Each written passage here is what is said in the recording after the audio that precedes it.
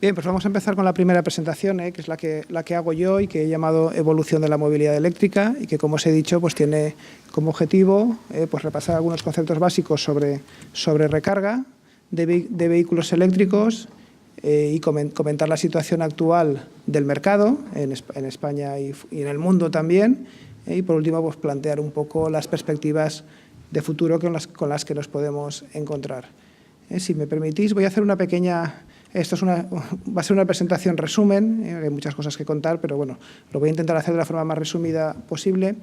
Y me gustaría empezar pues haciendo una pequeña introducción histórica, simplemente para que veáis pues que el coche eléctrico no es algo nuevo, que existe ya desde hace mucho tiempo. Ahí, por ejemplo, en la foto de la izquierda pues tenéis lo que podemos considerar el primer coche eléctrico, que es el de Thomas Parker de Londres, del año 1884, que para aquella época pues era algo novedoso, coincidió.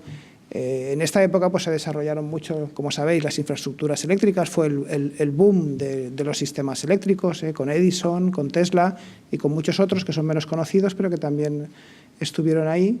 Y bueno, este puede ser el primero, y como era tan novedoso, pues de hecho tuvieron que desarrollar una normativa específica para su circulación. La normativa, como curiosidad os comento, que establecía que podía circular a una velocidad máxima de 5 km por hora, y que delante del coche pues, debía ir una persona andando agitando un banderín rojo. ¿Vale? Para que veáis pues, que al final pues, todas las novedades tecnológicas pues, requieren una normalización.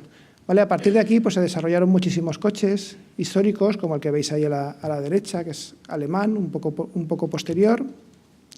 Los avances fueron muy rápidos, rápidamente se consiguieron superar récords de velocidad, como el coche francés que veis ahí, que superó los 100 km por hora, antes del siglo XIX.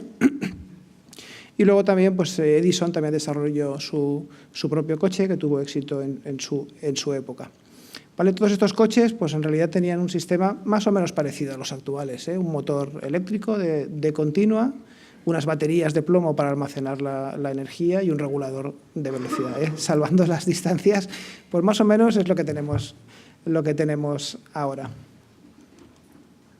¿Vale? Como curiosidad también os comento que ya en aquella época, a principios del siglo XX, pues hubo una compañía que desarrolló un coche híbrido, que es esta de aquí, esta que veis aquí. Era un coche pues, que combinaba un motor de gasolina con un motor eléctrico, pero la realidad es que el coche pues, no tuvo éxito y pronto fue abandonado.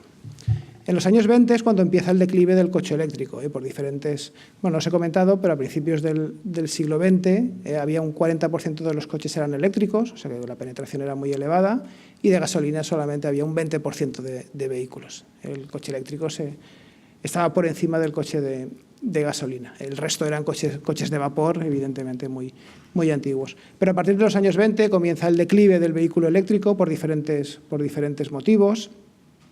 Se ampliaron mucho las infraestructuras viales, sobre todo en Norteamérica. Hacía falta recorrer pues, mayores distancias y, evidentemente, el coche eléctrico tenía la limitación de la batería. Se descubrieron grandes reservas de petróleo, se inventó el motor de arranque eléctrico y luego, pues, con la fabricación en serie del modelo T de Ford, pues, se abarató mucho el coche con motor de gasolina y eso desplazó al coche eléctrico. El coche eléctrico nunca se ha abandonado, siempre han existido coches eléctricos, pero la realidad es que no ha sido hasta hoy en que ha vuelto a aparecer. Ha vuelto a aparecer con fuerza o está apareciendo con fuerza, gracias a varios motivos, ¿no? Uno de los motivos es el desarrollo de la electrónica de potencia que hemos tenido en los últimos años, que permite construir convertidores pues, muy robustos, muy fiables y de bajo coste, y también el desarrollo de las baterías, con las baterías de litio. ¿De acuerdo? Y aquí estamos. El sistema más o menos es parecido al que teníamos hace 100 años, un motor eléctrico diferente, un poquito diferente, ¿de acuerdo? Unas baterías para almacenar energía pues, y un par de convertidores, uno para alimentar al motor y otro para cargar las baterías. ¿De acuerdo? Pero tampoco hay gran diferencia. Vale, sí que me gustaría, también para aclarar algunos conceptos, hacer una comparativa rápida entre un coche eléctrico y un coche con motor de explosión. He cogido el Golf, como podría haber cogido cualquier otro, y he comparado un Golf diésel, un turbo diésel, como veis ahí, con el Golf eléctrico. ¿De acuerdo? Si los dos son de 85 kilovatios y si nos fijamos en las prestaciones mecánicas, pues son parecidas. El par máximo es parecido, la aceleración es parecida, la potencia es la misma, ¿de acuerdo? La comparativa del motor pues favorece claramente al coche eléctrico. El motor eléctrico frente a un motor de explosión es más robusto, exige menos mantenimiento, es más fiable, con el tiempo será más barato también y sus características de tracción son muy buenas. Un motor eléctrico es un motor fabuloso para tracción, básicamente porque puede dar un par muy elevado a frecuencias muy bajas, cosa que no hace el coche o el motor de combustión interna. De acuerdo, las desventajas que tenemos ahora mismo en el coche eléctrico, pues como veis, una desventaja actual es el precio. Como veis aquí, pues todavía existe una diferencia de precio muy grande que se supone que poco a poco se irá reduciendo. ¿De acuerdo? Y, por supuesto, la autonomía. La autonomía de los coches eléctricos todavía es baja comparada, aunque está mejorando mucho, es baja comparada con los coches de motor de explosión. Quería centrarme también en los consumos, porque también se habla mucho de las diferencias de consumo o de coste de la energía entre un coche eléctrico y uno de gasolina o diésel. Y yo vamos a estudiar con detalle, con un poco más de detalle. Fijaos, aquí tengo el consumo medio, el que da el fabricante del Golf eléctrico, que sería 14,3 kilovatios hora cada 100 kilómetros, ¿vale? Y el consumo medio del TDI es de 4,1 litros a los 100 kilómetros, ¿vale? Y eso, si hacemos la comparativa en euros, en dinero, ¿vale? Pues podemos ver la diferencia o lo que nos podemos ahorrar al tener un coche eléctrico frente a uno de combustión. Si consideramos que el coche eléctrico lo cargamos en casa por la noche, con una tarifa Supervalle, pues estamos hablando de un precio, como veis aquí, de 0,08 euros el kilovatio hora. Este es un precio, el precio ya sabéis que va cambiando todos los días y todas las horas, pero bueno, sería un precio típico para una hora nocturna. ¿De acuerdo? Esos 14,3 kilovatios hora, pues lo multiplicamos por lo que cuesta cada kilovatio hora, considerando también el rendimiento del cargador con batería, ¿vale? Y nos sale más o menos, bueno, yo aquí en la pantalla no lo veo, pero y allí tampoco, pero 1,33, ¿no? euros, 1,32 euros a los 100 kilómetros, ¿vale? Que es algo que se dice mucho, ¿no? Con un coche eléctrico tú puedes recorrer 100 kilómetros por un euro. ¿Vale? Si hacemos el cálculo del coste energético del Golf, pues con esos 4 litros a los 100 kilómetros, ¿vale? Si pasamos los litros a kilovatios hora y consideramos el precio del gasóleo más o menos actual, pues nos sale un precio para recorrer esos 100 kilómetros de 5 euros. Por lo tanto, el ahorro es evidente. Claro, hay que tener varias cosas en cuenta, ¿no? Aquí estamos cargando con tarifa Supervalle y, bueno, si lo tuviéramos que cargar con un equipo, con un sistema de carga rápida, este precio se puede multiplicar por 3 o por 4 incluso, ya no es lo mismo. Los combustibles también tienen un impuesto especial de hidrocarburos que es muy elevado. Yo no sé si los gobiernos en el futuro estarán dispuestos a renunciar a ese impuesto, me imagino que no. ¿De acuerdo? Pero bueno, hoy en día, como veis, la diferencia pues, es bastante grande y es una de las ventajas que se comentan pues, cuando hablamos del vehículo eléctrico. ¿Vale? Luego, para unificar ideas, pues simplemente dejadme que repase rápidamente los modos de carga del vehículo eléctrico. Aquí tenemos que hacer referencia a una norma UNE-EN, una norma internacional, donde habla del sistema conductivo de carga. ¿De acuerdo? Hablamos solamente de carga por cable, por conducción. Hay otra norma de sistema inductivo, pero bueno, yo creo que eso está... todavía está lejos, ¿no? Conseguir sistemas inductivos de mucha potencia, de poca potencia sí que existen, pero de mucha potencia. Déjame que repase rápidamente pues, los modos de carga. En la norma se definen 4 modos de carga. El modo 1 está pensado para vehículos ligeros, o sea, no tiene aplicación para coches y simplemente consiste en una toma de corriente que conectas por un lado a una toma de casa y por otro lado a la entrada del vehículo de la moto o de lo que sea, ¿vale? Hay que tener en cuenta que esta norma dice muchas cosas, como todas las normas UNE, pero hace énfasis en lo que es la seguridad de la carga. Todo lo que plantea es para asegurar que la carga sea segura desde el punto de vista del usuario.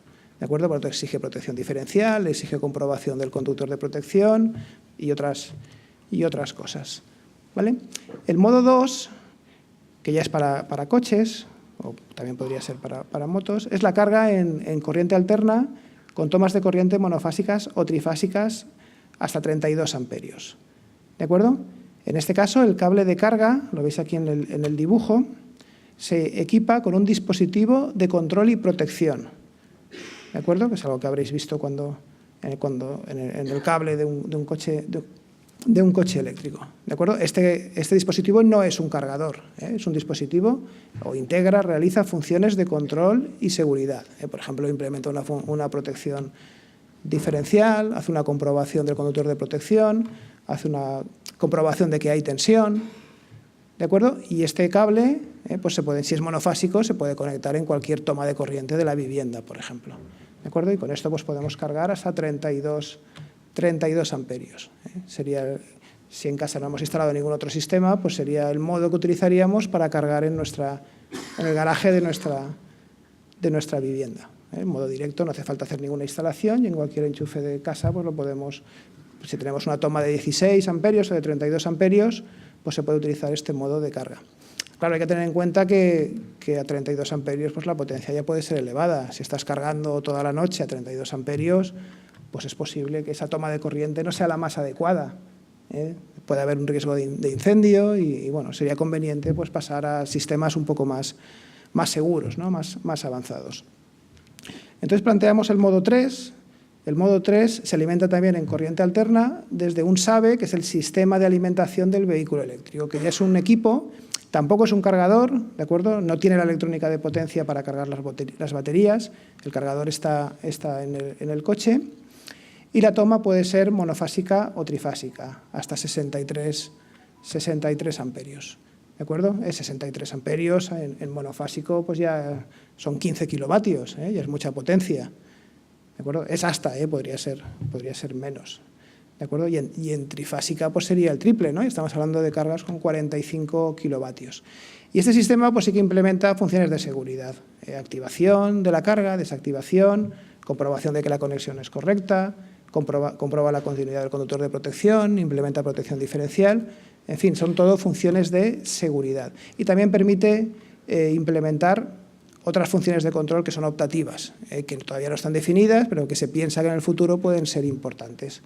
Pues, por ejemplo, permitir que las baterías del coche se utilizan para almacenar energía en nuestra casa, ¿no? De forma que almacenemos, ¿no? Cuando la energía es cara y luego cuando al revés, almacenemos cuando la energía es barata, ¿no? Y cuando es más cara la podamos devolver a nuestra vivienda. Eso todavía está previsto, pero no sé si existe algún sistema que ya lo implementa. Es posible que en otros países exista algo. ¿De acuerdo? Este sería el modo 3. Como veis, el cable tiene los dos conectores, las dos clavijas a los dos lados. No tiene el dispositivo de control y protección, porque esas funciones las hace la estación o el SABE.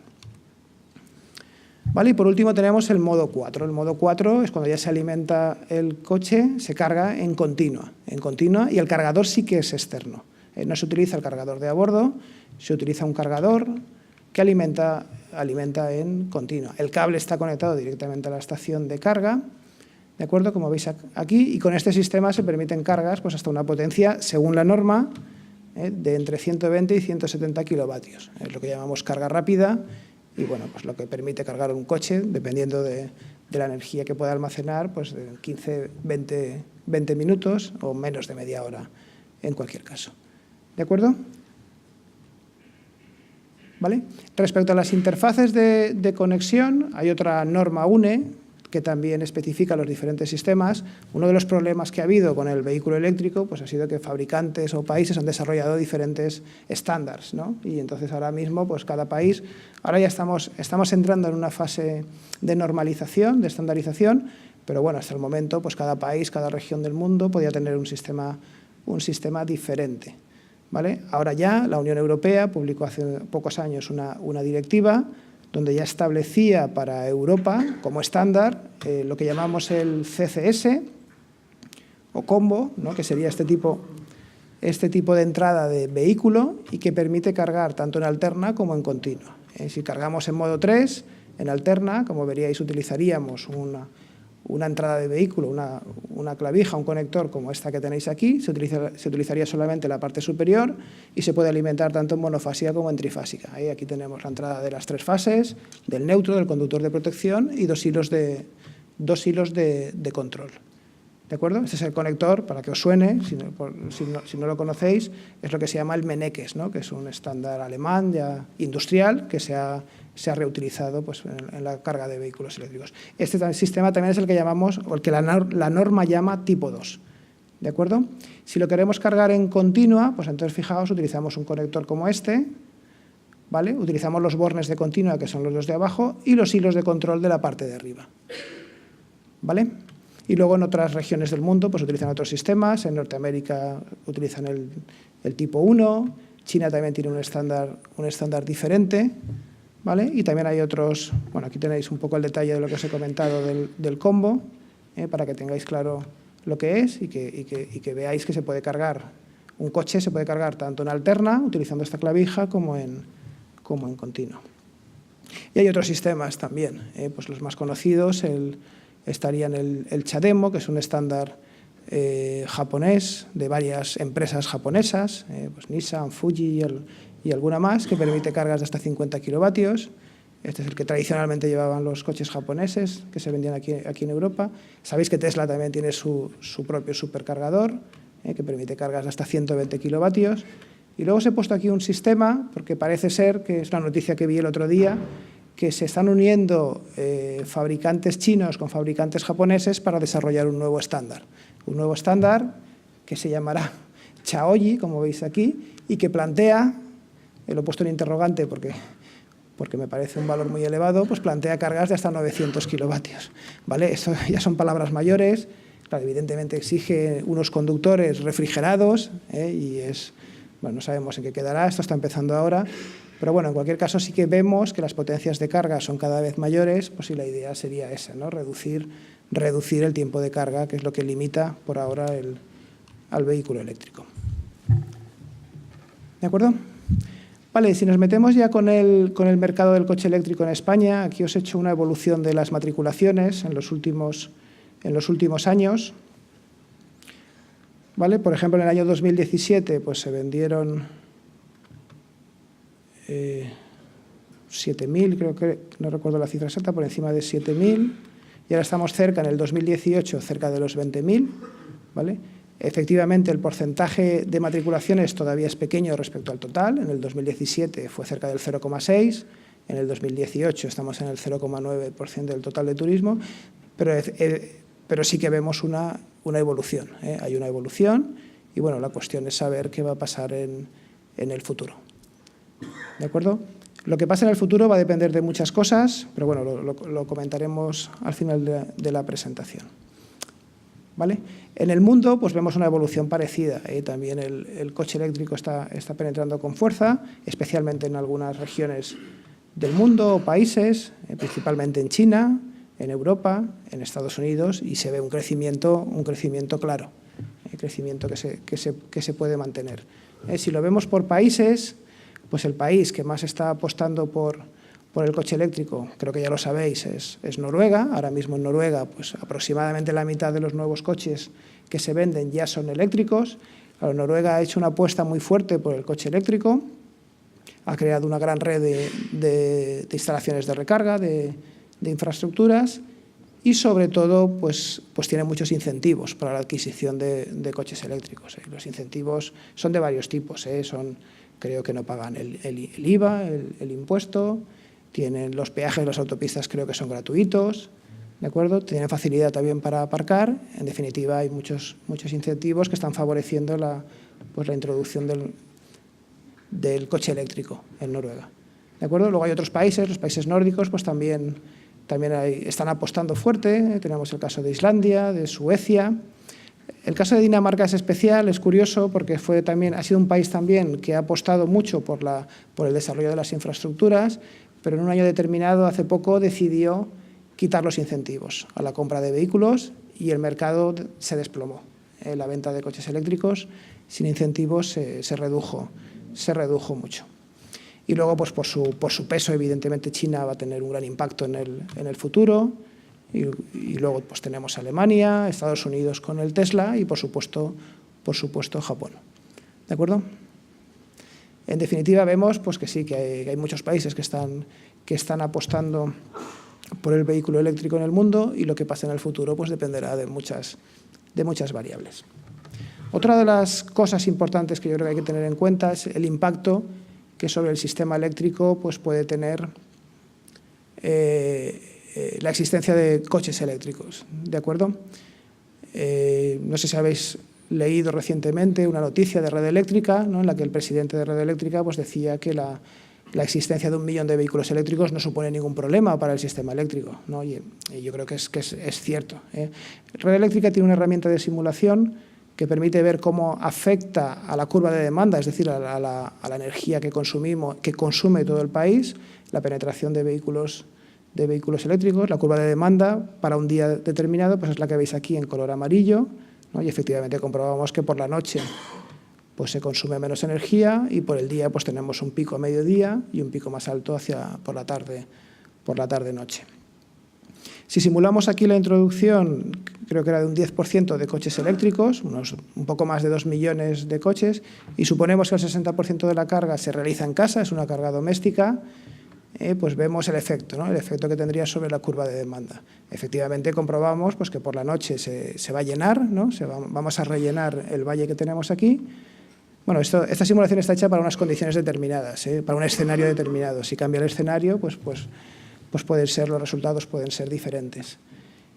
Y también comprobamos pues, que se podría aumentar el pico de demanda. Lo que es crítico en un sistema eléctrico es que hay una gran diferencia entre la demanda máxima y la demanda mínima. En este caso, bajo este escenario, pues como vemos que sí que subiría el pico de demanda, vemos que el pico de demanda sería un día de invierno con bastante demanda, sobre 42.000 megavatios, pues podría subir un poco. ¿De acuerdo? Esto con 2 millones de vehículos. Esta situación no es deseable y creo que sí que se pueden tomar medidas para evitar este incremento del pico. ¿De acuerdo? Pues habría que favorecer el consumo nocturno o tomar medidas de gestión activa de la demanda y cosas que sí que se pueden hacer para que no suba este pico. Claro, el problema es cuando en lugar de 2 millones tengamos más. Aquí os he hecho otra simulación ya con 8 millones, repartiendo la carga entre carga doméstica, carga en trabajo y carga en estaciones de servicio. Y como vemos aquí, ya con 8 millones de coches eléctricos, pues la cosa cambia mucho. Empezamos a preocuparnos, ¿no? Porque vemos que el valle se llena completamente y el pico pues, se puede aumentar muchísimo. Eso ya sí que es un problema serio, ¿no? Eso afecta a muchos aspectos del funcionamiento del sistema eléctrico. En primer lugar, afecta a las centrales. Vamos a necesitar, evidentemente, más energía eléctrica. Claro, estamos en una situación. Ahora mismo es verdad que tenemos mucha potencia instalada, pero ya sabéis que las nucleares se quieren cerrar, no tardarán muchos años en cerrarse. Las centrales de carbón van a empezar a cerrarse el próximo año y en pocos años yo creo que no quedará ninguna. Entonces, ¿qué nos queda para el futuro? Pues nos quedan energías renovables y gas. No tenemos más que eso. Evidentemente hay una apuesta muy fuerte por las energías renovables. La cuestión está en si será suficiente. Estamos hablando de muchísima cantidad de energía, ¿de acuerdo? Y problemas muy serios. Entonces es una de las incógnitas que existen, pero claro, tampoco hay que preocuparse. Estamos hablando de una penetración muy elevada. Esto no va a ser para dentro de 5 años o 10 años. Estamos hablando a largo plazo. Pero, en fin, es un tema que hay que plantearse y que tiene que ver con la transformación del modelo energético. Ya sabéis que el modelo energético que tenemos hoy en día en el mundo, no solo en España, en el mundo, pues se basa en el uso de los combustibles fósiles, que supone más o menos el 80% de toda la energía que consumimos viene de combustibles fósiles, ¿no? Y ese es un modelo que se supone que queremos cambiar, pero que no es fácil de cambiar. No va a ser fácil cambiarlo y, bueno, pues habrá que hacerlo poco a poco. Evidentemente, esta situación, la penetración de los coches eléctricos, también va a afectar a las redes de transporte, que habrá que reforzar, y, por supuesto, a las redes de distribución de media tensión y baja tensión, ¿de acuerdo? Porque se exigirá más potencia demandada, no solo por la noche. Si fuera por la noche, pues el problema puede ser menor, pero también en horas punta pues se exigirá más potencia con una penetración muy elevada.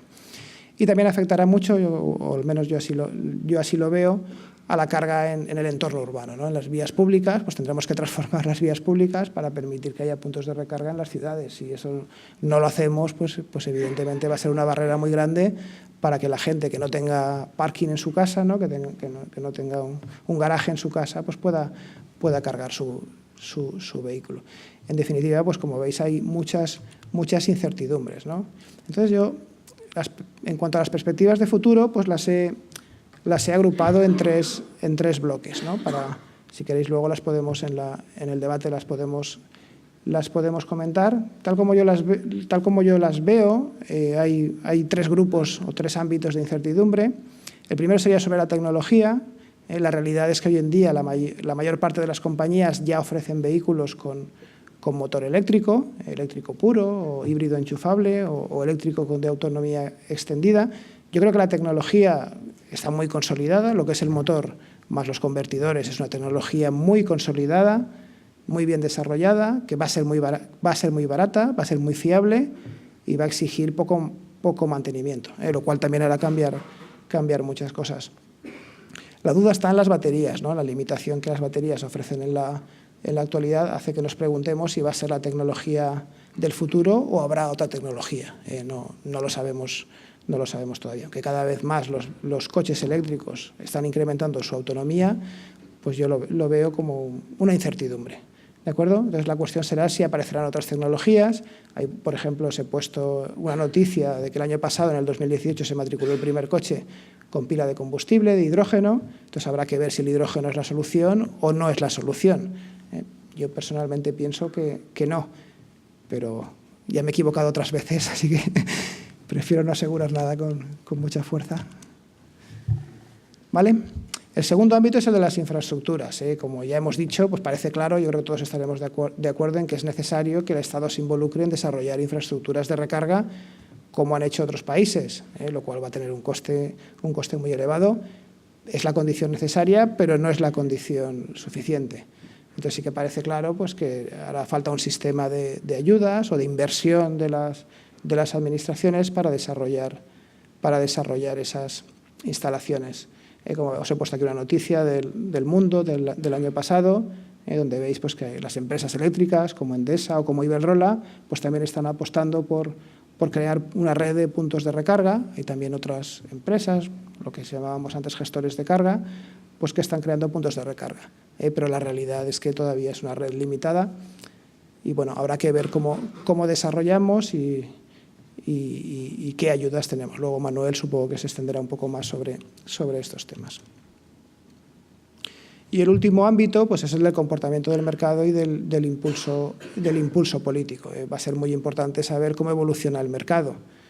Yo entiendo que va a ser importante. Los coches eléctricos ahora mismo todavía tienen un precio elevado y conforme se vayan introduciendo, pues entiendo que los precios irán bajando, aumentará la venta, aumentará la producción y eso hará pues, que los precios sigan bajando. Como estamos en un estado muy inicial, pues parece necesario el impulso político y como ha pasado en otros países, pues parece necesario que haya incentivos públicos. Ahí tenéis los últimos planes que ha creado el Gobierno español, ¿no? Para este año el Plan MOVES hay presupuestada una cantidad de 45 millones de euros, tanto para la compra de vehículos como para la creación de infraestructuras y bueno, es una cantidad en realidad reducida, eso se va a agotar enseguida, ¿de acuerdo? Pero bueno, ya se ve por lo menos se ve la intención. Y aquí está el tema de la prohibición también. Por ejemplo, os he puesto ahí la noticia de que Dinamarca, como os he comentado antes, pues ha visto que al quitar los incentivos, las ventas de vehículos eléctricos se han reducido muchísimo, entonces está planteando prohibir ya los coches diésel y gasolina para el año 2030. Ya estamos oyendo muchas noticias sobre el tema de las prohibiciones y es algo que está ahí y habrá que ver si al final se lleva a cabo o no se lleva a cabo. Pues es algo que también plantea incertidumbre. Plantea incertidumbre también entre los posibles compradores de vehículo ahora mismo, ¿vale? Porque mucha gente no sabe qué comprarse, si se compra un diésel, si se compra un gasolina o se compra un eléctrico, ¿de acuerdo? Y parece que eso sí que está provocando un parón en la venta de turismos, no solo eléctricos, sino de otro tipo. Por otro lado, como veis ahí, la OPEP dice que en el año 2040 el 82% de los automóviles seguirán usando gasolina o diésel. O sea, que ellos no parece que estén muy preocupados. ¿De acuerdo? En fin, hay diferentes opiniones y lo que pase pues dependerá de muchos factores, factores que hoy en día todavía no conocemos, pero bueno, que poco a poco iremos descubriendo. ¿Vale? Y con esto, por mi parte, nada más. Ha sido pues eso, una introducción breve. Si queréis, si alguien tiene alguna duda, pues lo hacemos ahora un par de preguntas y el resto de preguntas las dejamos para el final.